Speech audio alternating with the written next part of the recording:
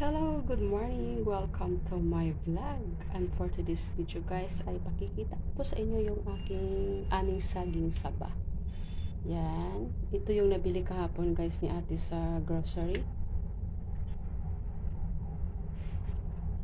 Okay naman siya guys. Kahapon is hilaw pa ito.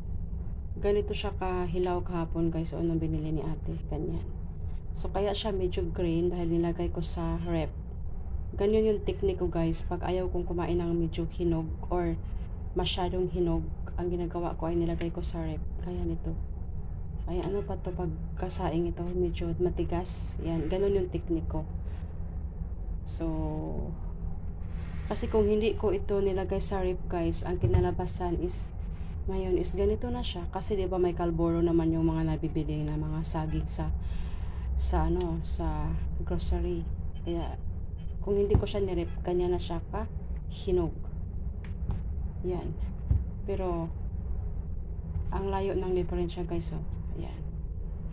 Kalagay sa rep, guys. Yan. Hilaw. May sugat pa. Sa akin to. Kasi gusto ko yung matigas na saging, yung hindi masyadong hinog. At ito naman yung nasa labas lang, hindi nakalagay sa rep. Yan. Hinog na yan siya. Matamis na yan.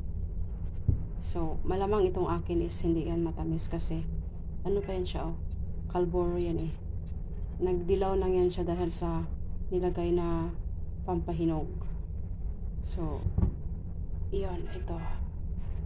Pagkatapos ito guys, ganito na siya kahinog is, ang gagawin ko nito is ilagay ko sa rep para hindi talaga siya masyadong hinog masyado, kasi hindi naman maganda yung hinog masyado guys, medyo maasim-asim na yun kung ipipreto. So ngayon ako ay magsasaing ng saging saba. Ayan na siya. Ito yung aking kaldero na, nag-ready na talaga ako ng kaldero dito.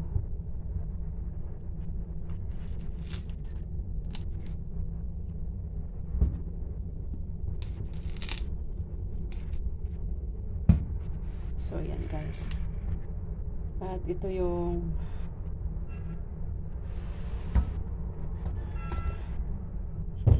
akin hilaw. Hindi ko sa iwalay para malaman ko na akin talaga yan. Kung gusto ko rin ng medyo hinog, ayan. So magsasaing lang ako guys ng 6. Patag-tatlo kami ni ate para almusal, tapos merienda yung mamaya. Yung bago mag-lunch guys, kailangan din namin mag-merienda kasi saging na yun eh, magugutom ka talaga niyan. So yan guys, 2, 4, 6.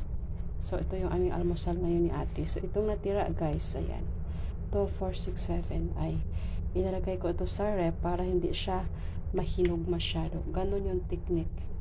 Kung ayaw nyo mahinog yung saging nyo, ilalagay nyo lang sa rep. So, tara, sasaing na natin yung ating saging saba. Yan siya guys.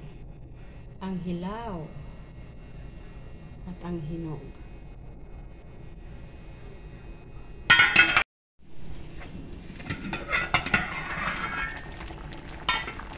Yan, luto lang sa akin guys, sa aming almusal.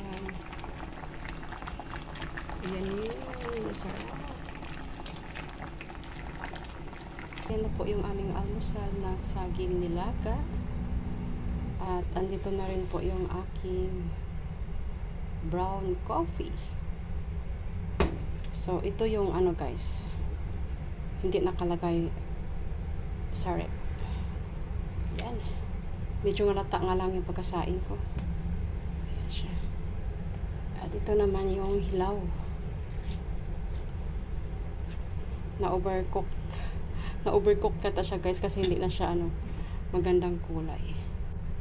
So,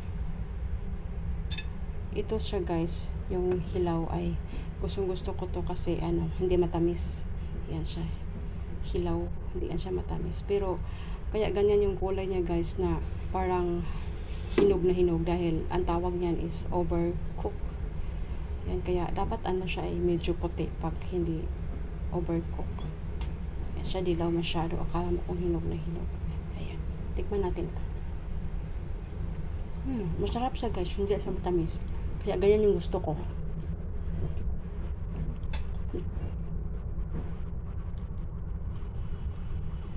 Ito naman siya is matamis, hinog na. Ito yung nasa labas lang, hindi nakapasok sa loob ng rep. At ganun na yung technique guys. Kung ayaw nyo na mahinog lahat sabay-sabay yung saging nyo, kasi hindi man natin maubos agad kaya kung marami, gaya sa amin, ilalagay nyo sa loob ng fridge. Ganun yung technique. Balutin nyo lang sa plastic. So hanggang dito na lang guys, kain tayo.